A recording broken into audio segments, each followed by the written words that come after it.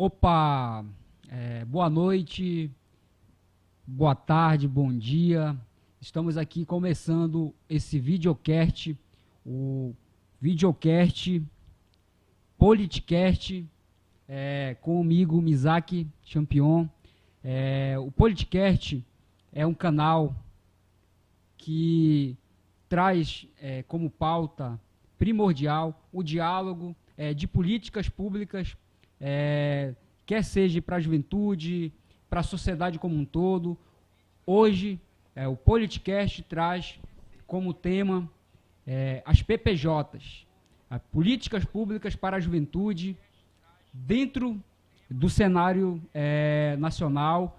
Trago, conjuntamente comigo, duas pessoas que têm o seu marco dentro dessa trajetória juvenil, jovem e adulto. Ao meu lado direito, o Zeca Tavares, o Zeca Movimento, o Adelso Bahia, um produtor, um marcador de quadrilha, e está saindo ali o meu retorno. Mas enfim, gente, muito obrigado a todos que estão aí do outro lado. Hoje o debate vai ser sobre políticas públicas para a juventude. Sabemos que a juventude vem passando por um momento extremamente difícil, quer seja pelas políticas trazidas pela esfera nacional e desembarcando nas esferas estadual e municipal. Temos alguns ganhos nessa trajetória.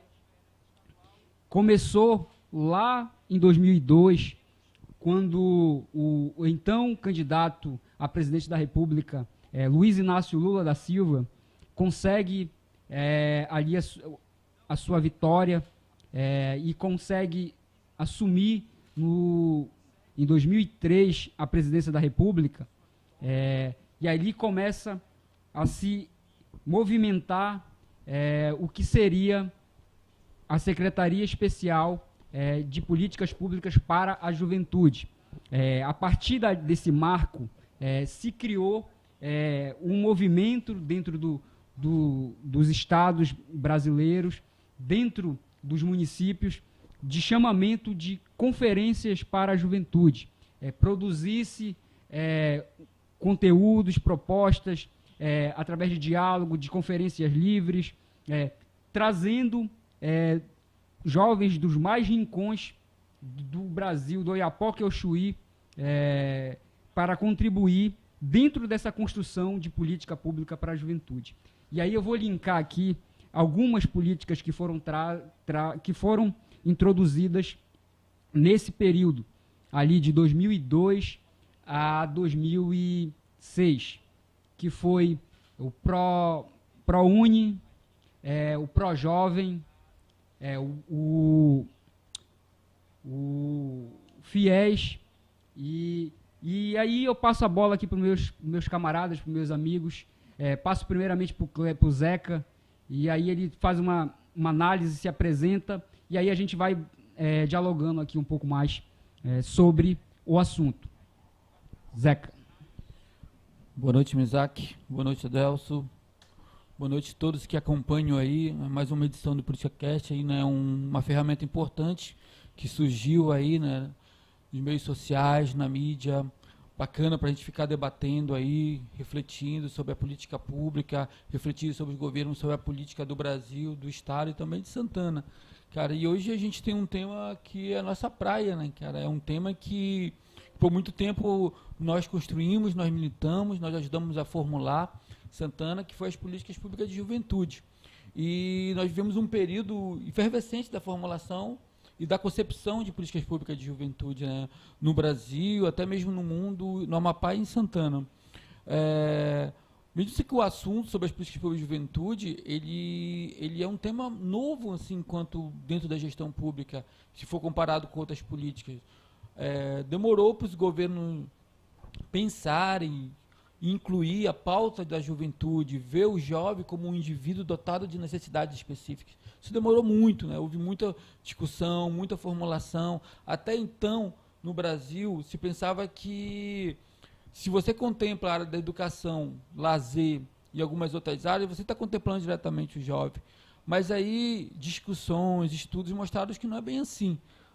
Que a juventude, ele é um indivíduo da sociedade, que o jovem, ele é aquele agente que está ali vivendo na cidade, vivendo no campo, e que ele vive uma fase peculiar dentro da sociedade e da vida.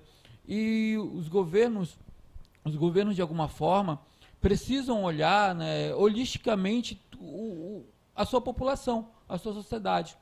Identificar o indivíduo e as necessidades específicas que ele tem. O exemplo aqui, o idoso. O idoso, ele tem necessidades específicas, né, por conta da idade, da debilitação que ele tem.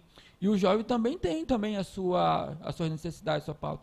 E essa discussão, ela começa justamente dentro dos partidos aqui no Brasil, né, dentro das universidades, assim, discutindo a problemática da juventude, os problemas acarretados pela juventude, e tudo mais, né? E aí se começa a pensar as políticas públicas de juventude, né? Que os governos começam a formular isso dentro do Brasil. Mas aí, até então, né, historicamente, nós só vamos ter mesmo realmente, de fato, as PPJs acontecendo no Brasil a partir do governo Lula, né? Que começa a se estruturar. Acho que todos nós vivemos esse período, muitos de nós ajudamos a formular essa concepção de PPJ dentro do governo Lula, a gente participou das conferências e tudo mais. Mas, assim, historicamente, é bom a gente marcar que, até então, antes do governo Lula, nós tínhamos discussões.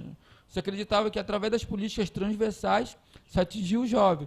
Mas é no governo Lula, no primeiro governo Lula, que a gente começa, de fato, a colocar a política pública de juventude na estrutura e na pauta dos governos. Bora lá, Delso, sua contribuição inicial. E depois a gente entra em mais detalhes dentro daquele eixo que eu falei inicialmente. Falar um pouco do que foi a experiência do ProUni para muitos, e ali do ProJovem e do FIES, né? Porque assim, foram políticas, e são políticas que ainda estão aí. Tirando o ProJovem, que eu acredito que ele foi perdendo força, e aí ele não sei se ele ainda existe, o ProJovem. No estado do Amapá ele não existe. Eu não tenho conhecimento dele existir. Vai lá, meu amigo Adelso. Olá, Mizaki, meu camarada Zeca Movimento. Obrigado, Mizaki, pelo convite super especial, né, para a gente participar hoje dessa rodada de conversa aqui no Politicast, que está falando sobre as políticas públicas de juventude, né? E a gente, enquanto movimento de juventude que ainda somos, né, apesar de não estar mais militando dentro da área de juventude, né, especificamente como fazíamos alguns anos atrás, mas ainda assim a gente acompanha dentro do movimento trabalhista, dentro do movimento cultural, que é um movimento que é especificamente para a juventude, voltado produzido principalmente pela juventude, né, e a gente se sente muito à vontade e feliz de estar podendo participar dessa roda de conversa e poder falar um pouco aqui desse segmento tão importante da sociedade brasileira, que é a questão da nossa juventude, né? E como bem colocaram os nossos companheiros aqui, Zeca e Mizaki, né? A gente realmente observou, né, que as políticas públicas de juventude, elas de fato começaram, né, a aparecer, né, como política de Estado e de governo também, né, a partir do governo Lula. Realmente é isso, né, onde foi um governo que deu oportunidade para que os jovens, né, quantos congressos, Mizaki e Zeca, a gente não participou, Congresso Nacional de Juventude, Congresso da União Nacional dos Estudantes Secundaristas, né, Congresso da União Nacional dos Estudantes, que pauta a questão aí das universidades, né, das melhorias da universidade. Então, dentro desse cenário que a gente começa a ver, né, a juventude discutindo a política, porque a política ela surge da necessidade, e nada mais melhor para falar da necessidade da juventude do que a própria juventude. Então os congressos, né, os encontros nacionais, as conferências, né, os debates, né, nas cidades, né, elas começaram a aparecer mais, né, nessa gestão do Lula para cá, e onde a gente foi discutindo e é onde a gente foi vendo avanços e políticas acontecendo, como o Mizaki falou, né, como o FIES, como o ProUni, né, como, enfim, a gente vai chegar em Santana para falar um pouco, né, de como a gente, como foi as nossas atividades, as nossas ações, aquilo que a gente pensou, que a gente tirou do papel e chegou hoje a ter coisas assim, né, concretas, né, isso tudo parte da questão dos diálogos da juventude. Então, a política ela surge exatamente da juventude, ela surge nesse sentido, Mizaki, da produção, da discussão, né, daquilo que a gente acha que é importante, né, para a juventude, e aí a gente viu coisas acontecendo, né, graças a Deus. Tivemos alguns avanços, né, mas nós tivemos alguns avanços realmente, principalmente na área da educação. Valeu, Adelso. É bom deixar salientado aqui para todos que estão, para as pessoas que estão aí nos vendo, que aqui nesse diálogo tá eu, Mizaki Champion, Zeca Tavares e Adelson Bahia. Você pode olhar, nós já passamos da faixa etária que a ONU reconhece como juventude. E aí que é dos 16 anos aos 29 anos. Mas, contudo, nós não perdemos essa vontade de se enganjar nessas pautas juvenis. Por essa razão, nós trouxemos esse debate, esse diálogo de PPJs. Outra coisa que eu quero deixar aqui registrado para os telespectadores é que tem uma telespectadora que falou que está faltando a representatividade das mulheres na mesa. Com certeza. Nós vamos nos atentar para estar respeitando isso, estar convidando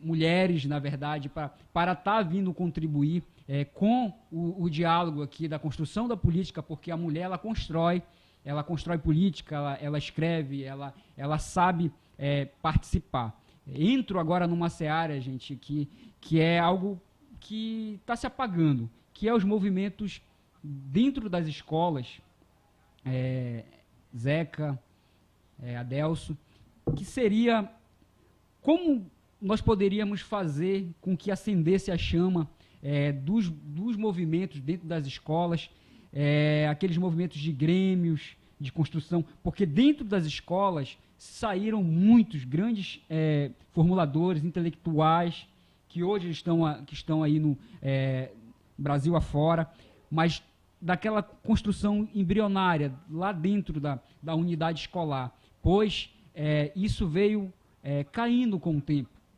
E isso parte por uma construção de uma política pública efetiva, ao meu ver, vocês vão dar a opinião de vocês, mas que ela não seja uma política eleitoreira, porque se reprime os movimentos de grêmio dentro das escolas, começou a se fazer isso dos anos para cá dentro do eu vou falar do Amapá, mas não só dentro do Amapá, mas vamos dizer que foi isso de Amapá para dentro do Brasil, que é de marginalização do movimento estudantil e aí, claro, a juventude mais envelhecida, ela foi passando. E a juventude que veio logo em seguida é a juventude que sofreu e que está sofrendo as mazelas da falta de política pública. Não que não exista política pública, eu digo aqui, só que é desconhecido por muitos. Como vocês avaliam isso na ótica de vocês, no prisma de cada um? É uma avaliação que a gente vai passar 2 dias aqui avaliando e eu acredito que a gente não consiga chegar a um denominador comum da conjuntura do que acontece da juventude desmobilizar politicamente, né? Como eu falei, assim, dentro da institucionalidade, as PPJs começam no governo Lula, no primeiro mandato do governo em 2002, que instrumentaliza essa política pública justamente criando espaço muito importante. E uma canetada, o Lula vai lá e cria o Conselho Nacional de Juventude, a Secretaria Nacional de Juventude e também as conferências. Eu acho que as conferências são assim, elas são grandes instrumentos de participação, de construção das políticas públicas. Então, foi uma grande formulação que mobilizou muitos jovens, que saíram muitas formulações e que de alguma forma também forçava, eu digo forçava porque até então nós que participávamos do movimento estudantil não víamos nos planos de governo e na pauta das gestões públicas municipais, no começo dos anos 2000, a pauta de juventude. A gente não via. Como tu falou, a juventude era um instrumento eleitoreiro. Era isso que a juventude, em muitos partidos, não em todos, mas ela era assim aquele instrumento eleitoreiro. Se usava a juventude para mobilizar na rua, que a juventude sempre foi muito boa nisso, eu acho que desde maio de 68, com a grande revolução de 68 no mundo todo, que a juventude do mundo se mobilizou e foi para a rua, e se viu que a juventude é um grande mobilizador de massa. E aí ela foi usada muito, provavelmente aqui no Amapá, como massa mobilizadora politicamente, assim. Mas na hora de entrar dentro dos governos, você não tinha política pública no Amapá. Você não tinha. Você ensaiava alguma coisa, se discutia, como eu falava. Se pensava que educação, cultura, lazer, estava contemplando a juventude, de alguma forma sim. Mas existiam alguns problemas ali, enquanto jovens, pensando assim, a totalidade da juventude, que essas políticas públicas, educação, cultura, não atingiam uma problemática do jovem. Um exemplo, o desemprego entre os jovens, a saúde mental do jovem. Então, Isaac, eu penso o seguinte, que a sociedade ela é fruto da sua época, do seu meio, né? A gente está vivendo uma outra época. Nós não vamos mobilizar essa juventude, conversar com essa juventude politicamente nos moldes que nós nos mobilizamos, que nós nos formamos na nossa época. É uma outra juventude vivendo num mundo high-tech, um mundo digital, com o advento da internet, tudo mais que tem por aí, com a globalização principalmente. Então, é um grande desafio, há uma desmobilização da juventude e uma coisa muito mais grave que existe, é uma criminalização da política. Então, para o jovem que tem pouca leitura, que é um problema nosso de país, tem pouca leitura, que se forma por meios de comunicação, que são meio duvidosos, que são meio de ignorância, jovem discutindo a terra plana. Você pensou um negócio desse? Jovem discutindo e defendendo terra plana. Então, está um campo muito mais difícil de mobilização e trazer o jovem para a política. Primeiro, a escola, ela que era um grande polo de mobilização, nós tínhamos muitos professores naquela época que incentivavam a organização estudantil dentro da escola. Hoje a gente não tem muito, né? Esses professores, a gente não tem muito essa organização, mas muito porque o próprio jovem hoje, ele quer estar no mundo globalizado. A internet, ela... Como é que eu posso dizer? Ela colocou o jovem, de fato, dentro da globalização. Então, ele está mais antenado em algumas outras pautas, juntamente, que liga ele a um grupo social, porque isso é eu não sei se é um problema, mas é uma coisa a se debater, para me concluir aqui, que são hoje diferentes que antigamente, que a gente se organizava enquanto juventude, só a bandeira da juventude, ou a bandeira do proletariado, do trabalhador. Hoje existem os grupos sociais, né? As pessoas são nos grupos sociais. O grupo tal, eu sou do grupo tal, eu sou do grupo tal. Então fragmentou um pouco. Então cada um se organiza dentro dali e discute seu interesse. Eu acredito que isso enfraquece, né, o meio de hoje. E outra coisa, para mim o fator principal é a desqualificação da política como meio de mudança na sociedade. Se desqualifica a política para o jovem, ele está acreditando que a política só tem ladrão, só tem corrupto, só tem bandido, e que lá não é o lugar dele de mudar o mundo. Ou seja, para concluir, essa juventude não tem ânsia de mudar o mundo.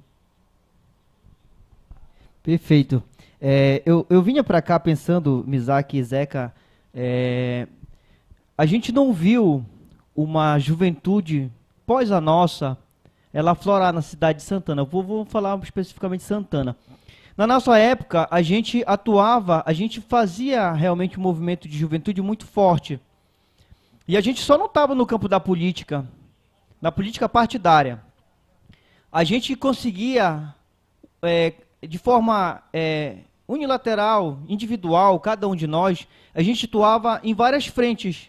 A gente estava no movimento da política, vocês eram da JPT, eu era da UJS, União da Juventude Socialista, mas ao mesmo tempo eu estava no movimento de juventude cultural, eu estava no movimento de juventude dentro da Associação de Moradores do meu bairro, por exemplo, né? Eu estava dentro do Grêmio Estudantil da minha escola, eu participei de tudo isso, tudo ao mesmo tempo. Então a gente se doava para aquilo, a gente se colocava à disposição do movimento de juventude em todas as vertentes.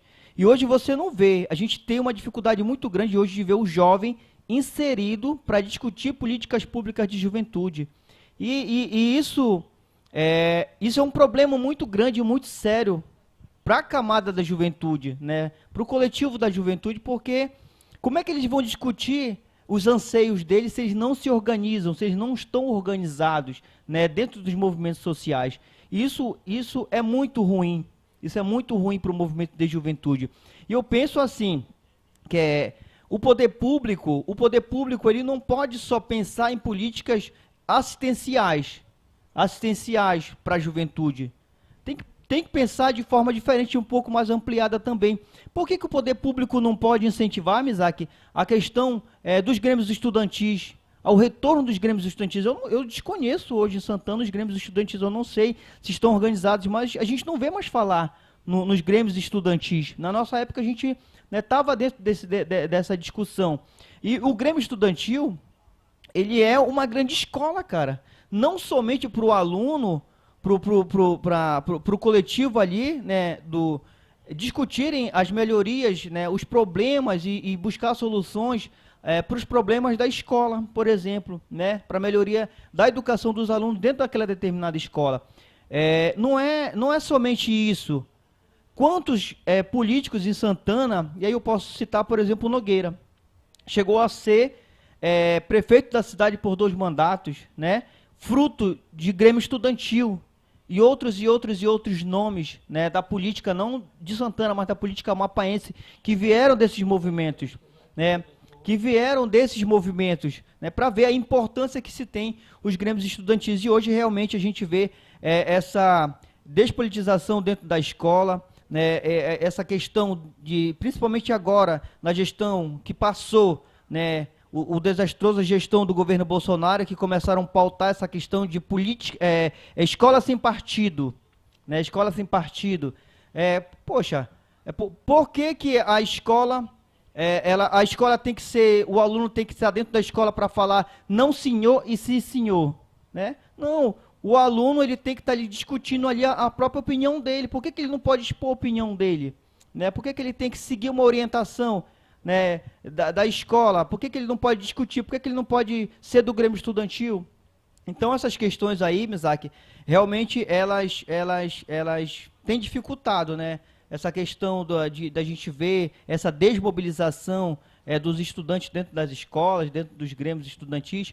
Isso é um problema muito sério, principalmente para a questão da formulação de novas políticas públicas para a juventude, porque as políticas elas não podem vir de cima para baixo, elas têm que ser discutidas na base. É a base que dá o norteamento para as políticas, né? Logicamente que o poder público vai abraçar através das políticas públicas, a política de governo, né? Mas, assim, eu realmente vejo que é uma deficiência muito grande que hoje a gente encontra, né, dentro dessa camada estudantil que hoje não discute mais política dentro da escola, né? Pelo menos eu vejo que é uma deficiência muito grande. Pô, tá aí, galera. Adelso contribuindo, falando um pouco da visão dele, trazendo um pouco para a cidade onde ele é residente. E aí chegou uma outra pessoa aqui, o Ivan Souza, que tem uma experiência também dentro dos movimentos juvenis a época que ele militou. Digo a todos vocês que a importância de se dialogar e de se discutir com os poderes públicos, quer seja na esfera estadual e nacional, essas políticas públicas, elas precisam ser retomadas, elas precisam ser achadas. Nas 3 conferências que aconteceu no longo de 2002, de 2005 até aqui, as 3 conferências, elas vieram recheadas de muitas ideias. E essas ideias, elas desembocaram em algumas coisas interessantes, mas que, infelizmente, acabam sendo mal utilizadas ou utilizadas por questões politicagem, como as cajus, na verdade, né? Que a gente fala que são as casas da juventude, como os parques das juventudes, que surgiram dentro das conferências de juventude e dentro das conferências de cultura também. Porque é transversal, como o Zeca coloca, há um tempo no Brasil se discutia cultura, esporte e educação na mesma pasta no Brasil. Mas depois, com o tempo foi se desmembrando essas coisas, e aí se achou de se criar uma ferramenta que iria auxiliar os jovens, a política pública para os jovens. Jovem tem que ser rebelde. Jovem tem que ser, na sua excelência, na rebeldia. Qual é a rebeldia, Mizaki? A rebeldia com sabedoria. A rebeldia da busca da sabedoria. Porque você pode ser rebelde, você tem que ser jovem. Você não pode ser reprimido pelo sistema, na minha avaliação. E os governantes que vieram, tá certo que nós pegamos a gestão de 2002 até 2013, que foi a terceira conferência, até 2013, onde nesse momento o Brasil ele viveu aquela turbulência política grave que desembarcou no impeachment da presidente Dilma Rousseff. Até esse momento, a política pública para o jovem, ela estava caminhando, elas estavam andando. A gente questiona alguma coisinha aqui, outra ali, e aí eu vou passar aqui para o Ivan, para ele dar uma pincelada aí sobre a opinião dele, sobre o que ele viveu e o que ele conseguiu enxergar, observar nesse tempo, Ivan. Vai lá, Ivan. Beleza. Boa noite, Mizaki. Boa noite, meu parceiro Adelson, Zeca Tavares. Boa noite a você, telespectador, que está ouvindo a gente aí, assistindo pelo Facebook do Mizaki Champion e também pelo nosso YouTube da produtora Conexão Live. Cara, passa um filme na nossa cabeça quando a gente fala assim do movimento estudantil, dos grêmios estudantis principalmente, do movimento cultural de rua, do movimento de rua, da cena rock, que o Zeca conhece muito bem também. E a nossa juventude de hoje, de ontem, de antes do tempo do movimento estudantil que a gente participou, lá atrás, na década de 90, de 2000 ainda também, mas agora não existe mais o movimento estudantil, não existe grêmio estudantil. Acho que nenhuma escola no município de Santana, acho que não existe grêmio estudantil. E se existe, como o Adelson acabou de falar, é aquele do sim e não. Não tem o senso crítico como a gente tinha antes, que a gente debatia, que a gente ia lá para escolher a música estudantil da escola, ia fazer o movimento cultural lá dentro da escola, fazer nossos eventos sem precisar da direção da escola, ir para a rua reivindicar o passe livre, ir para a rua reivindicar a melhoria do ensino lá dentro da escola, que quando a escola estava quebrando as cadeiras, mesa, banheiro não funcionando, a gente ia reivindicar na direção, fazer um movimento na frente da escola, fazer o jornalzinho dentro da escola. Hoje não existe nada disso. Hoje a nossa juventude está sem o senso crítico, sem esse conhecimento que a gente aprendeu lá atrás. Aí foi desse movimento estudantil que a gente foi aprendendo já para o movimento partidário, que a gente fez parte aí das coordenações de campanha, fez parte das direções partidárias, da direção de partido, fez parte da direção da juventude e até então viajamos para participar de congresso também nacional, congresso estadual, congresso municipal, conferências, e a gente tem toda uma experiência e toda uma trajetória que hoje em dia não existe hoje. Se a gente for falar de política para a juventude, o que é que nós temos de política para a juventude? Tem o que a gente deixou um legado aí, que a gente construiu lá atrás, na época da UMES, quando existia a UMES, hoje nem existe nem UMES, acho que nem o Hexa também não existe, que a gente reivindicou o passe livre, que tem a lei, mas não é cumprida, mas por conta da gente. E a gente foi para a rua, a gente foi para as escolas, a gente foi para as universidades, a gente reivindicou, mas hoje não existe esse tipo de movimento. E falando de passe livre também, pegando já no movimento, vamos dizer, apartidário, que a gente fez parte, qual foi o legado? A gente deixou a Casa da Juventude. Falando de juventude partidária e também institucional, a gente deixou um legado, sim. Deixamos um legado da Casa da Juventude e dos estudantes, que a gente fez a primeira caravana da Juventude do Estudante, foi a gente que fez no município de Santana, através da coordenadoria, que era uma coordenadoria ainda, não era secretaria, nem é ainda secretaria. Fizemos tá até aqui o troféu, Mizaki, quem sabe faz a hora aí na tua mesinha. Conferência Da primeira conferência da juventude no município de Santana foi a gente que estava lá na coordenação, que nem era coordenação, era assessoria, né, Zeca? Assessoria da juventude, depois que passou para ser uma coordenadoria, e nós estávamos lá fazendo, reivindicando, tirando as propostas para a juventude, aprovamos lá o Caju, foi lá na conferência que foi aprovado o Caju, que depois foi para dentro do orçamento participativo, que a gente mobilizou, a grande parte da juventude foi mobilizada e aprovamos o Caju. E até então hoje existe a Casa da Juventude por conta desse movimento lá atrás, mas disso muita gente não sabe, né? Nem sabe quem eram as pessoas que estavam à frente.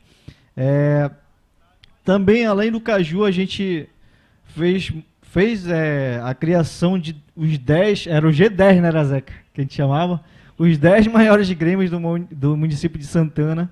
Foi a gente que estava também, através da assessoria da juventude, nós criamos os 10 maiores grêmios do município de Santana, disputamos UMES, fizemos parte da direção da UMES, da executiva da UMES. Só não ganhamos da UJS, porque a UJS sabe como é que é, né? Então, nós deixamos um legado muito forte, muito bacana para a juventude, só que hoje não existe mais. Não existe Grêmio, não existe UMES, não existe o Hexa, não existe as PPJs que a gente está trazendo para a discussão aqui. Não existe política pública para a juventude no município de Santana, muito menos no estado, porque no estado, o que tu fala de juventude? O Amapá Jovem. O que o Amapá Jovem tem de política pública para a juventude, cara? Eu deixo essa pergunta no ar aí e a gente continua o debate, Mizaki. Valeu, Ivan. O Ivan passou aqui um pouco da experiência dele dentro das disputas, né, das lutas, lá do final dos anos 90 até bem aí, né, Ivan? Até 2010 aí. O Ivan foi um cara que militou, que ajudou no movimento. E aí a gente retoma a ideia das PPJs. Eu vou passar uma visão aqui, gente, que o que é a política pública efetiva? Aquilo que se transforma numa lei para garantir que o governo que venha depois, eleito nas urnas, ele não consiga mexer, ele não consiga com facilidade mudar a regra. Dentro do estado do Amapá, nós tivemos uma lei que o Ivan acabou colocando agora há pouco, que é a Lei Amapá Jovem. A Lei Amapá Jovem, ela surgiu desse boom da juventude. Lá de 2005, se começou a se discutir e se criou uma lei que, se você que está aí do outro lado pegar a lei em si para acompanhar e ler, ela é maravilhosa. Ela é maravilhosa. Mas o grande problema é que todas as vezes que um determinado político ganha o Estado, ganha a gestão do Estado, eles loteiam a Secretaria Extraordinária de Políticas Públicas para a Juventude. E o Amapá Jovem está lá dentro.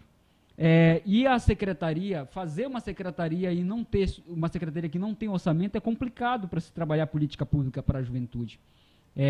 E aí me atento à questão do Amapá Jovem para passar para os amigos.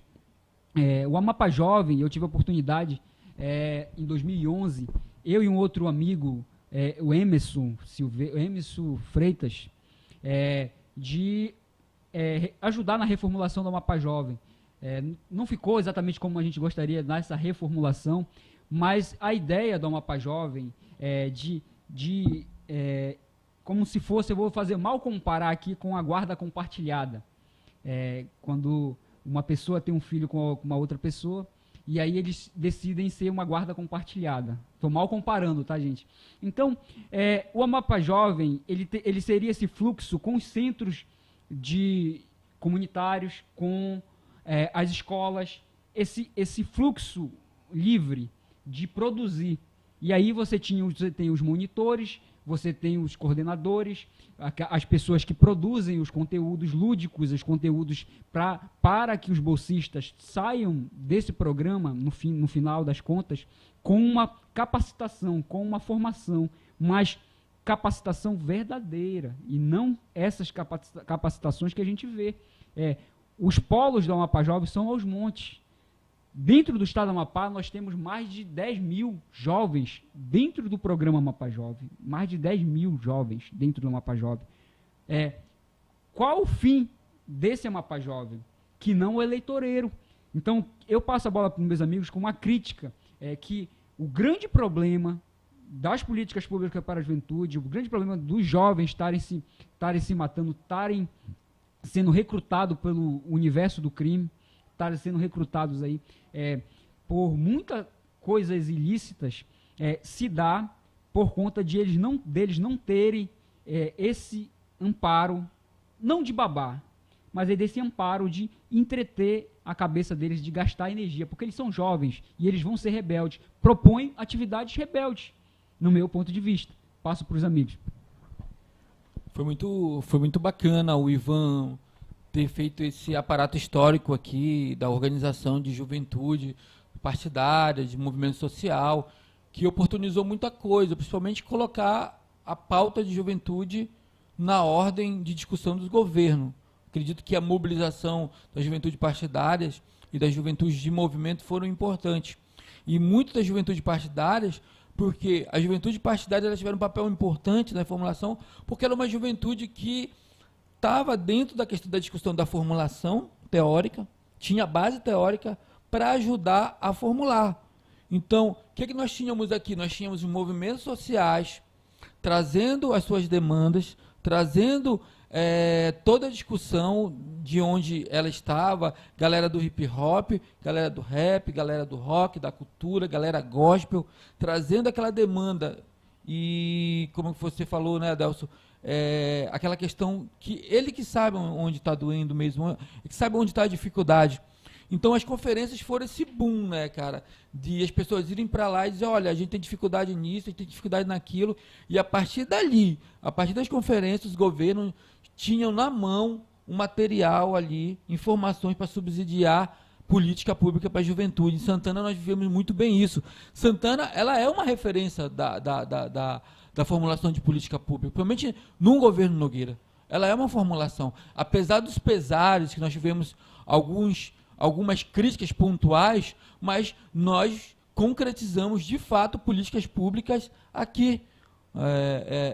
Eu acredito muito pela sensibilidade ali, quem estava na gestão naquele momento, com Nogueira, que veio do movimento estudantil, que o secretário de governo, Daí Freitas, também, que veio do movimento estudantil, e tantos outros aí que tinham essa sensibilidade e proporcionou as conferências, e foi aí que a gente se organizou. Hoje a juventude talvez passe na frente do Caju e não saiba a história daquilo ali. Como o Ivan colocou, foi mobilização. Eu me lembro que foi fundamental para nós aprovarmos o Caju a aliança com o povo das igrejas evangélicas. Foi fundamental a articulação com as igrejas evangélicas, porque foi muita mobilização. Então, se discutia ali, a gente via que a gente estava fazendo política naquele momento. E, então, é bom a gente observar que no Brasil hoje nós temos 48 milhões de jovens. 48 milhões de jovens. E que no Brasil hoje, para mim, é um marco de 2013 para cá, 2014, houve um desmonte do Estado brasileiro. Houve um desmonte. A aprovação da PEC dos gastos, do teto de gasto, é isso. Quando os caras congelam por 20 anos o investimento em saúde, educação e social. O que é isso? É um desmonte do Estado. É um desmonte do Estado. Se eles congelaram o investimento de das políticas de saúde, educação social, alvará de juventude. Então a juventude passou a não ser prioridade depois do golpe. depois do golpe de 2015, 2014, não é prioridade mais. Então, como é que a gente vai repactuar toda essa construção? E aí nós ficamos o quê? Nós voltamos novamente a ficar à mercê que nós era uma figura retórica no discurso político. A juventude é importante, a juventude é o futuro. Toda essa lenga-lenga que anos e anos nós ouvimos quando nós éramos jovens, nos organizamos, e que essa juventude talvez discute, mas não vê se concretizar. Eu acredito que muitos de vocês saibam que em 2020 foi feita uma pesquisa pelo IPEA e mostrou que tem 38% de jovens no Brasil que não estudam e nem trabalham. E sabe qual é o segundo estado do Brasil que tem a maior porcentagem desses jovens que não estudam nem trabalham? O Amapá. O Amapá. O governo passado vendia a história que o Amapá Jovem era uma política pública de juventude que, de fato, era uma política que tinha um efeito dentro da juventude e que nós sabemos que na prática não existia. Que, na verdade, o Amapá Jovem ele foi usado para interesses políticos. É isso. Nós temos 2 dados muito para se observar da falência. Eu digo sim, o Amapá Jovem é um projeto de juventude falido. E a gente prova mostrando os dados do IPEA. 32% dos jovens amapaenses não estudam nem trabalho. A segunda maior porcentagem do Brasil. Outra, a diáspora da juventude indo para o sul. Hoje, Adelso, Mizaki e Ivan, hoje eu vi na rede social a família de um jovem fazendo campanha para trazer o corpo do jovem que estava em Santa Catarina de volta para Amapá. Ele foi assassinado lá. Olha só onde está chegando. Então, é preciso sim debater novamente. Agora, para mim concluir, eu concordo muito com a fala do Mizaki. O Amapá Jovem foi instrumentalizado de forma política.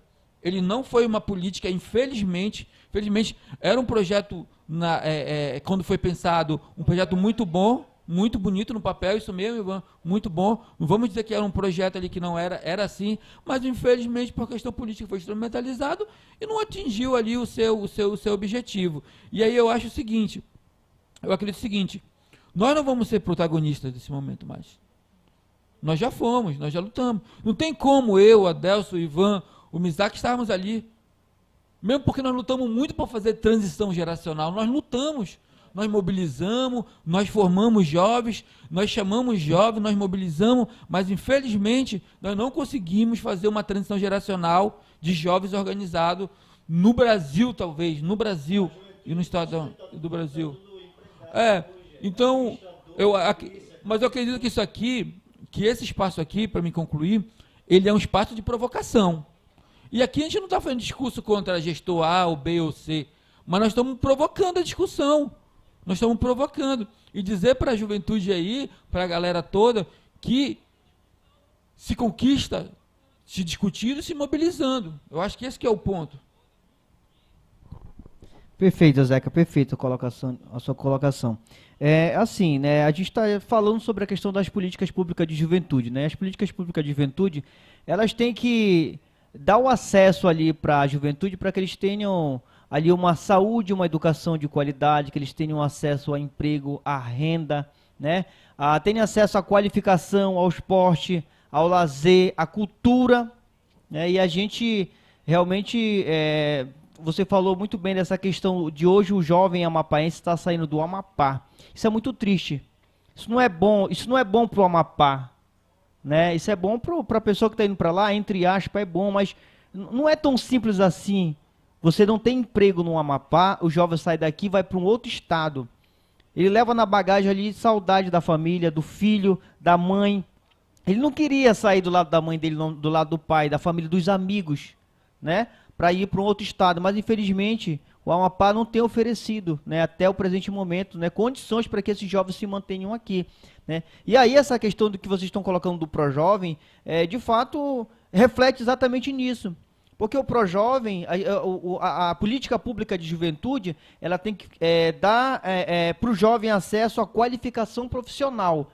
Hoje, a grande parte da juventude, né, que hoje tem alguma qualificação, essa qualificação ou ela vem, né, pelas mãos da própria família, que às vezes não tem condições, mas aí o pai e a mãe faz de tudo para que o filho tenha acesso ali a um curso técnico, né, um curso profissionalizante, a uma universidade, por exemplo, né? A família, às vezes, ela faz esse papel que seria um papel do Estado, né? Hoje, por exemplo, a gente não vê, como vocês colocaram, né? Pelo menos eu não consigo ver, né, o Estado assumindo esse papel de profissionalizar o Estado. Hoje, quem profissionaliza mais a juventude é o sistema das indústrias, por exemplo, o SESI, o SENAI, né, o SESC, a própria Fundação Bradesco, que disponibilizam ali essa qualificação para os jovens do nosso Estado, né? Isso é uma deficiência de políticas públicas de juventude, que o Estado, né, era para estar assumindo esse papel, a gestão pública era para estar assumindo esse papel, porque essa é uma das funções da política pública de juventude, né? E se isso não está acontecendo, é porque tem alguma coisa errada. A política pública de juventude ela não está funcionando como deveria funcionar, né? E aí cai exatamente no que o Ivan falou, né? Às vezes o jovem, não adianta, às vezes a gente vê a discussão, quer ampliar o sistema penitenciário. Pra quê, cara? Pra que fazer isso? A gente não precisa o jovem não precisa de penitenciária. O jovem precisa de oportunidade, de acesso ao emprego, à renda, à qualificação profissional, à cultura, né? Ele precisa que lá no bairro dele, por exemplo, Santana, vamos lá, a juventude lá do Parque da Laranjeira, fé em Deus, o que aquela juventude tem para ali? Não tem nem campo de futebol, né? Não tem um espaço, não tem uma arena para eles desenvolver as atividades, né? Não tem um apoio cultural para que possam surgir novos grupos juninos, novos grupos de dança, para trazer essa juventude para dentro. Tudo isso, cara, tudo isso é a política pública de juventude. A gente vê que a gente realmente está com uma política pública de juventude deficiente, né? E isso, infelizmente,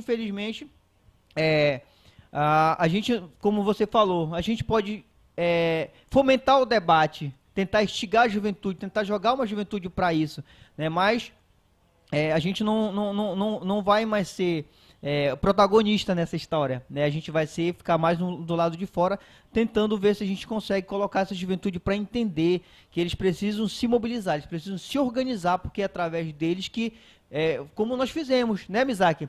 Como nós fizemos, política pública de juventude, tá ali o Caju, tá ali a Vila Olímpica, tá ali a Praça de Esportes Radicais, não é isso?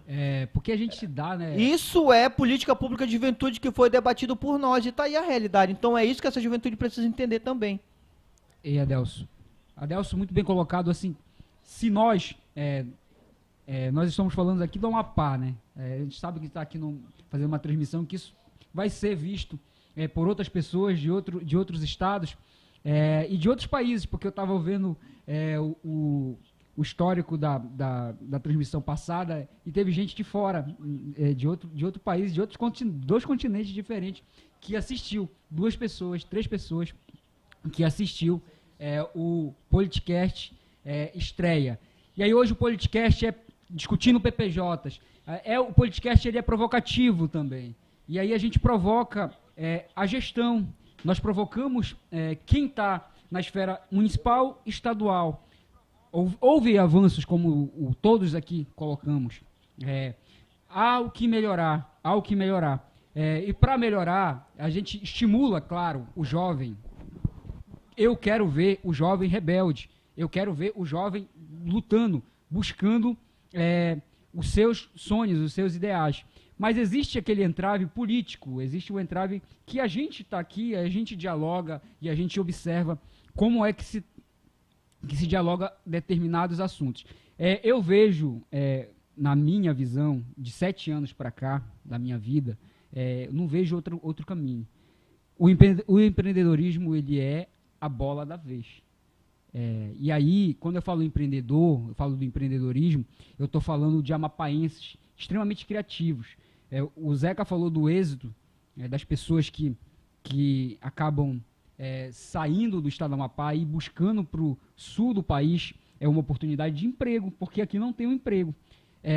Eu vejo as pessoas pautarem o desenvolvimento econômico do estado. Isso eu escuto desde quando eu era juvenil. eu escuto essa história do desenvolvimento econômico. Mas o desenvolvimento econômico, ele é muito primário, ao meu ver, porque desde dos meus 10 anos de idade, eu ouço que o desenvolvimento econômico do estado do Amapá, ele passa pelo coração do Amapá, que é Santana, ou seja, pelo porto, através de commodities, como o Zeca conhece muito bem, sobre essa riqueza, a commodities. Mas hoje a gente vive um outro tempo, um outro momento da vida. Não que as commodities não venham ser útil para o Amapá, mas é necessário que o estado do Amapá ele faça algumas reformulações, e isso aí, o recado é para a Assembleia Legislativa, para os 24 deputados e, claro, para o governador que se elegeu recentemente. Não somos contrários ao governo, nós não somos contrários, a gente só dá ideia, a gente está aqui para contribuir. E eu não vejo outro caminho que a gente não crie, que nem eu falo para a galera. Eu sonhei que o Lula pudesse fazer isso, mas ele não fez.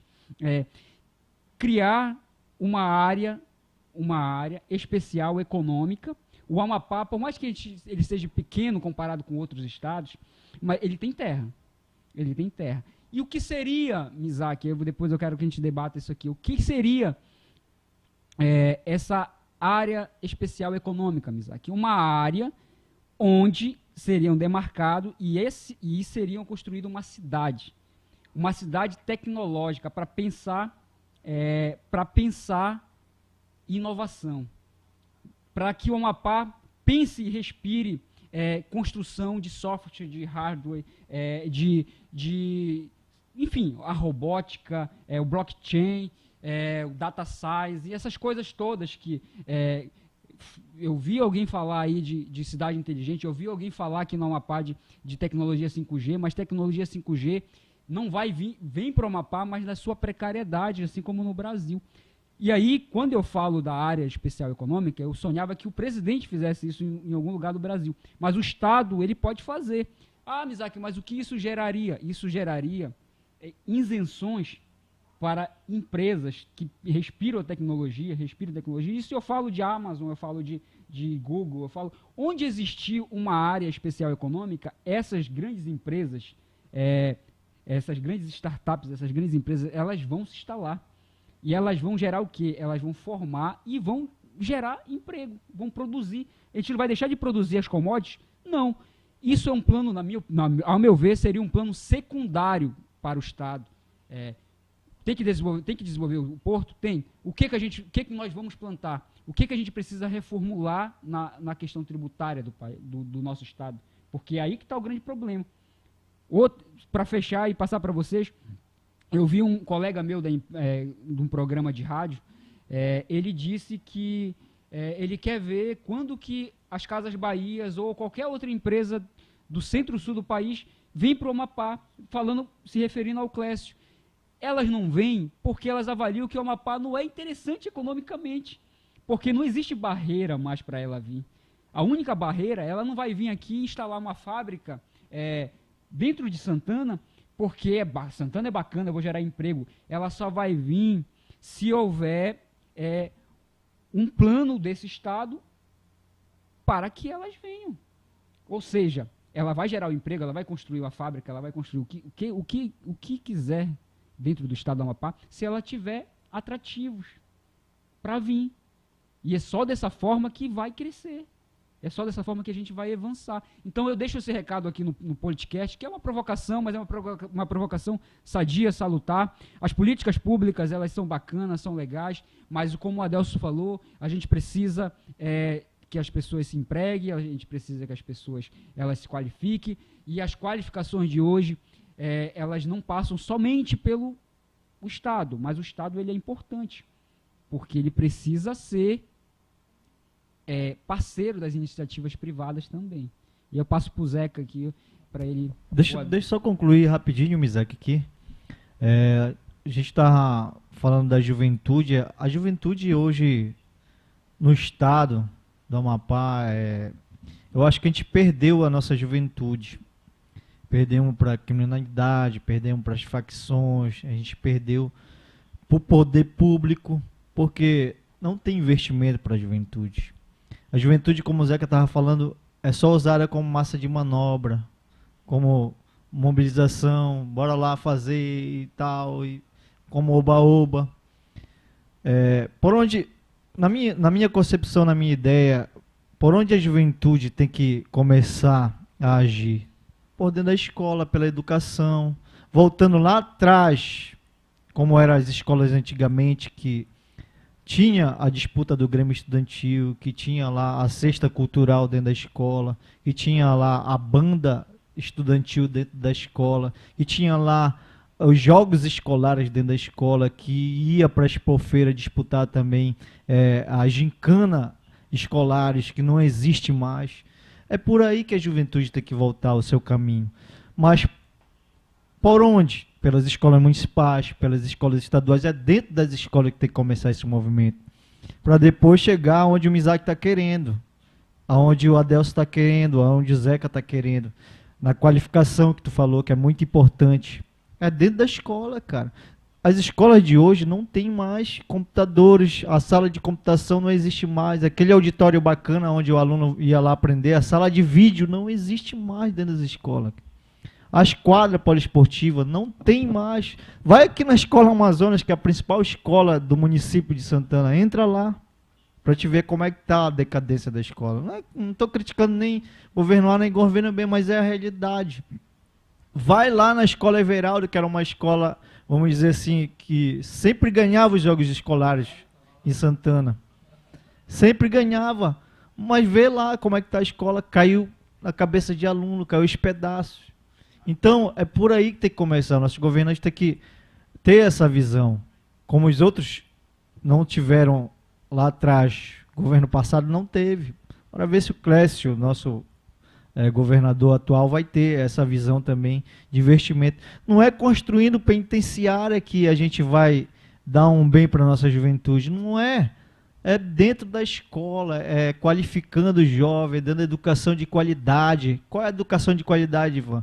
É tendo uma merenda de qualidade dentro da escola, é tendo uma climatização dentro da escola, um quadro bom, uma cadeira boa, um professor bem descansado para dar aula, entendeu? É isso que a juventude está precisando. É ter uma quadra boa na escola, ter uma sala de computação bom, ter uma merenda boa. E saindo da escola, vai lá para a arena de futebol, não só futebol, mas tem que ter o vôlei, tem que ter o hip hop, tem que ter o basquete, tem que ter todas as modalidades para o jovem se ocupar, para o jovem não ir lá para o caminho da criminalidade. Então, na verdade, é quase um apelo que eu estou fazendo aqui, né, para os nossos governantes, para os nossos dirigentes estaduais, municipais, mas façam isso pela nossa juventude, porque a juventude hoje está só no celular, só olhando o celular, não quer saber de praticar um esporte também. Nós pais também somos... eu sou pai, acho que o Zeca também é pai, o Mizaki. O Adelso não é pai, né, Adelso? Ainda não, mas vai ser. Mas a gente tem uma responsabilidade também dentro da nossa casa, que é orientar os nossos filhos a participar desses movimentos que a gente está falando aqui, dessas construções. Ter o senso crítico é muito importante, ter a leitura, ter o conhecimento também. Pode ficar no celular, mas desde que esteja vendo uma coisa que faz bem para ele. Tenha conhecimento, adquira conhecimento lá. Então, é mais ou menos isso que eu queria deixar aí de contribuição para esse debate, Mizaki. Obrigado pela participação aí desse podcast do Mizaki. A gente está no finalzinho já do podcast e aí é isso. O Everson pegou e colocou aqui o Ivan pira com a UCLA, mas é uma brincadeira, né, Ivan? A de Cleuma Batista colocou que faltou uma mulher, né? Assim, eu já reitero para ela. Na próxima a gente coloca uma mulher, convida uma mulher, ou mulheres, né? De repente a gente pode fazer uma bancada só com mulheres. Nós temos essa sensibilidade. E aí eu passo, vamos lá, gente. Podem falar aí.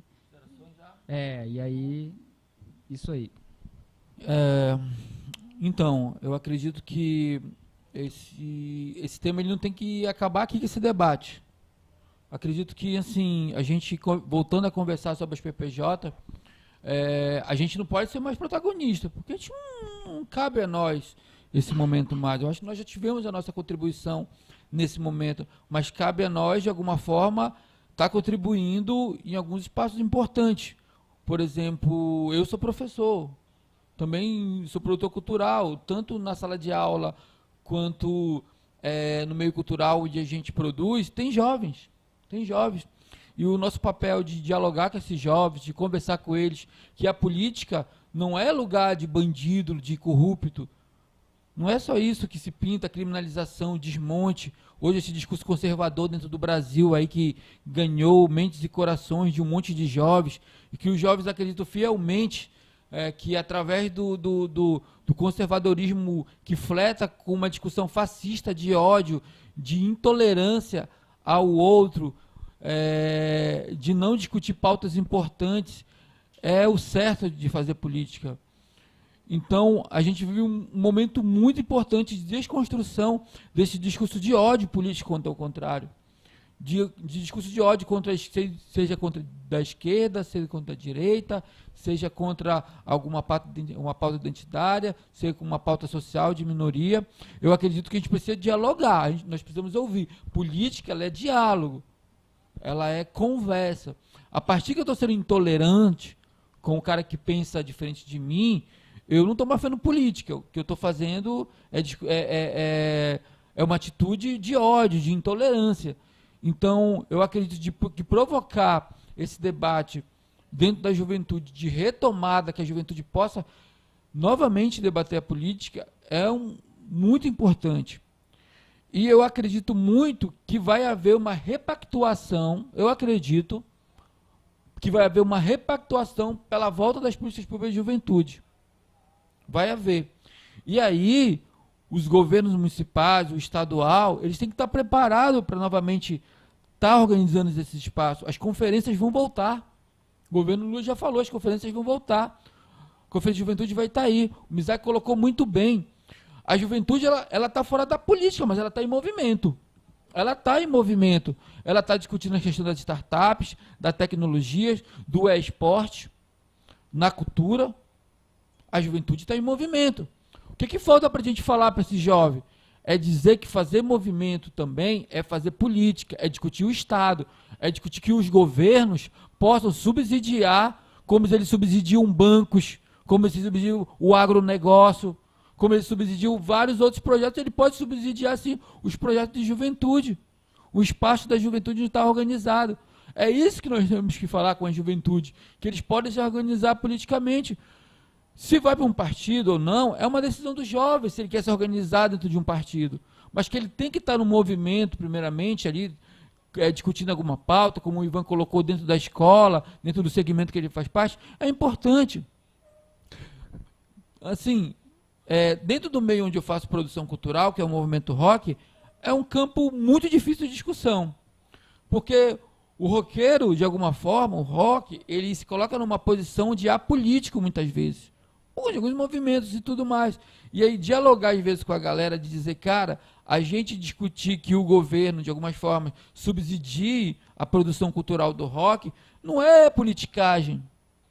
É direito que está acontecendo. É um direito também que os governos evitam. E assim, para me concluir, eu espero que esse momento, que foi muito bacana, a gente está retornando aqui, está com vocês aqui, foram pessoas muito importantes em determinado momento da minha vida, a discussão. Eu acredito que eu acertei no momento que eu decidi ir para o movimento estudantil, lutar. Eu acertei, teve muitas derrotas, mas também teve muitas vitórias, muitos ganhos.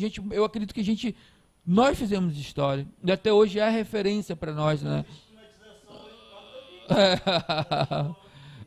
Então a gente tem um legado, e é muito bom a gente discutir esse legado com essa juventude atual. É muito legal nós discutirmos esse legado, sermos a referência, e que mais tarde eles também tenham o legado e tenham a referência deles. Então, lutei ombro a ombro com o Delcinho, com o Mizak, com o Nidi. Então, eu quero que a galera acredite e volte realmente a se discutir. Agora é o seguinte, tem uma missão muito importante para a gente. Nós não estamos mais no espaço de juventude, mas nós estamos em espaço onde a juventude está. tanto em gestão pública quanto em organização social. Então, nós vamos ter que contribuir. Oi. Já?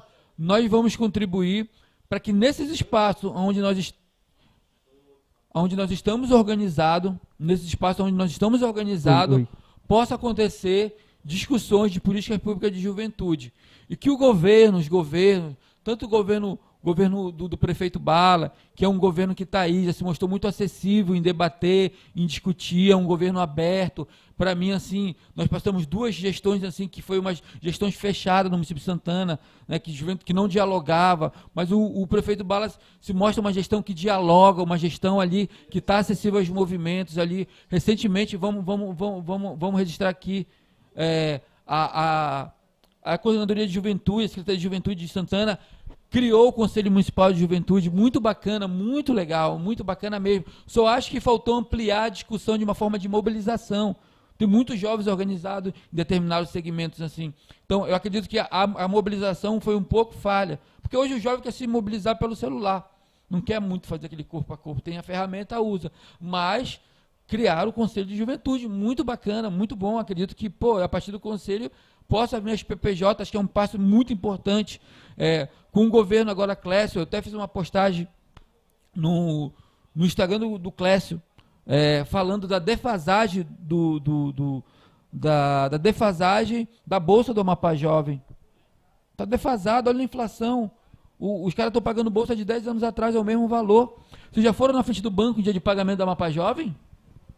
Juventude fica sentado ali, esperando a vez tudo mais. Então tem algumas coisas que precisam ser modernizadas, ser discutidas. Está indo para lá uma moça, né, que assim, aparentemente tem um entendimento, vem do movimento estudantil ali. Então nós esperamos que essa pauta da juventude ela esteja na ordem, no centro da discussão dos governos. Está aí os dados, estão aí os resultados. Juventude indo para fora do estado buscar oportunidade. Quem já foi lá para fora, quem conhece os grandes centros brasileiros, sabe que um amapaense com 2º grau indo para um estado desse, ele vai viver a vida pegando ônibus do trabalho para casa, para trabalhar, e não vai deixar de viver um dos maiores momentos da vida dele.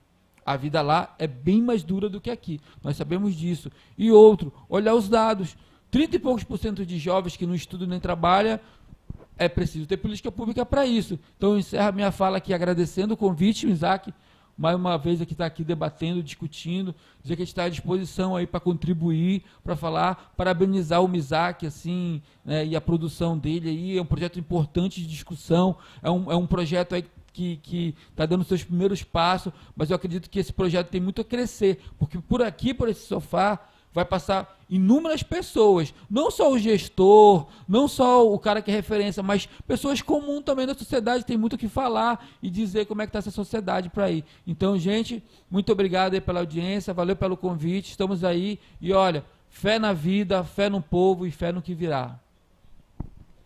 Beleza, agradecer também o convite aí do meu querido amigo, parceiro de longas datas, de lutas juvenis, estudantis, né, culturais, né, o Isaac sempre um cara muito altivo, né, sempre à frente, sempre buscando aí esses espaços, muito bacana o Isaac tem colocado esses projetos aí, né, de podcast, onde oportuniza a gente ficar dialogando, né, sobre cultura, sobre a juventude, sobre política partidária, sobre as coisas que enfim, as principais pautas, as pautas do dia a dia, o Isaac sempre tem colocado nas programações dele, isso é muito importante, né? E dizer que a gente ficou muito feliz de ter sido convidado, né? Porque realmente a gente tem história, né? Dentro de Santana, dentro do nosso estado, a gente deu a nossa contribuição, né? Para que hoje a gente pudesse ver algumas coisas de forma real, né, que saiu do papel, que saiu das nossas cabecinhas, das nossas discussões,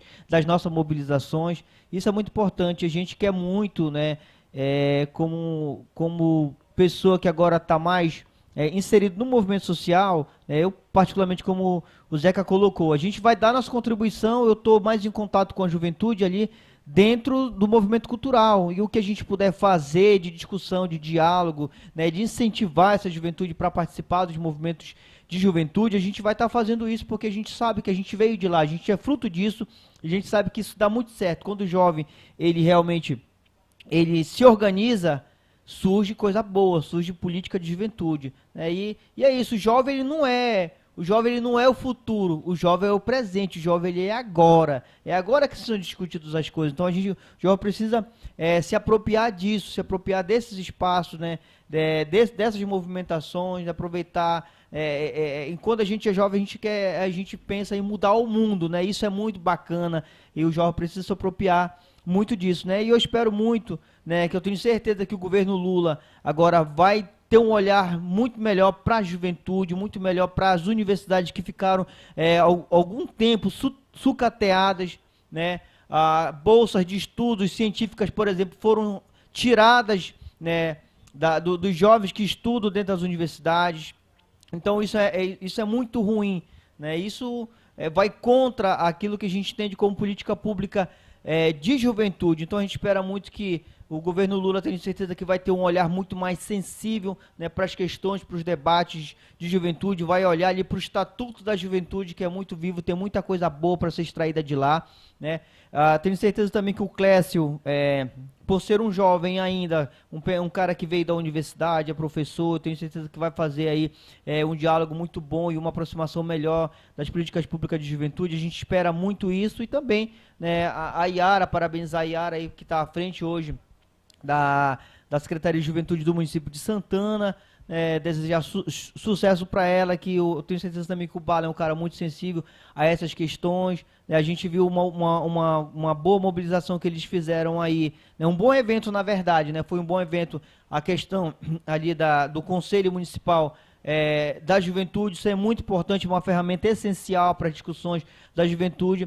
E é isso, pessoal, a gente sai desse debate muito feliz, né? E esperançoso de que essa juventude de hoje, ela possa ter acesso de fato de direito, né? Que já é um direito dele, porque tem estatuto, tem tudo, tem leis, né? Que as políticas públicas, elas possam realmente atender os jovens dentro dos seus anseios, né? Dentro das diversas perspectivas: saúde, educação, profissionalização, educação, esporte, cultura, lazer, tudo isso. O jovem, ele precisa de tudo isso para que ele possa realmente viver ali com dignidade essa fase, que é a sua fase de juventude, já preparando esse jovem para se tornar um grande adulto, né?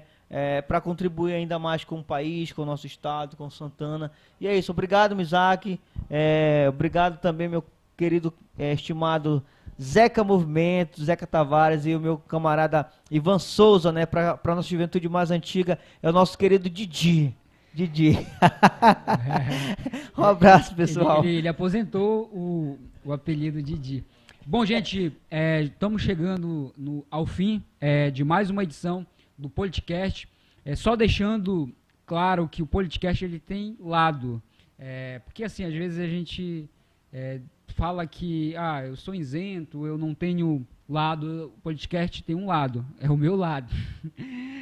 Colhi em todas as palavras, é aquilo que eu acredito, é aquilo que eu defendo diariamente. É claro que nós convidamos pessoas simples e pessoas que têm a capacidade de discorrer, de dialogar assuntos como PPJs. Já adianto que na próxima semana, na próxima quinta, a gente vai estar com um diálogo aqui bem, bem interessante, que vai ser sobre direita e esquerda, um assunto que ou direita e esquerda ou democracia, que são dois assuntos bacanas, legal para se discutir. O Politicast traz esses assuntos espinhosos para se dialogar, para se discutir. Agradecer ao Zeca Tavares, ao Zeca Movimento, meu parceiro, meu amigo, ao Adelso Bahia, por tudo, e você que ficou aí do outro lado, ao Ivan Souza, e a todos que ajudam a gente a fazer isso acontecer. O Politicast, o Conexão Live, o Politicast, ele não é contra nenhum governo. Nós não somos contra o governo federal, quem está no governo, nós não somos contra ao governo estadual e aos governos municipais.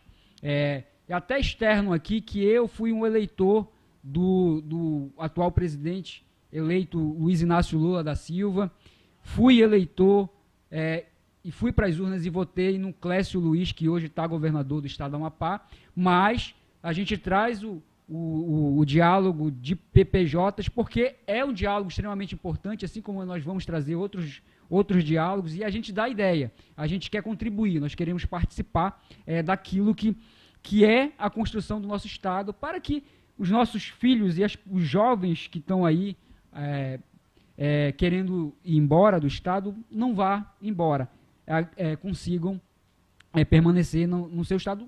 Se quiserem ir embora, é por opção mesmo, né? E aí é isso. Muito obrigado e até a próxima quinta. Valeu, Politicast na cabeça, na área, e valeu de novo.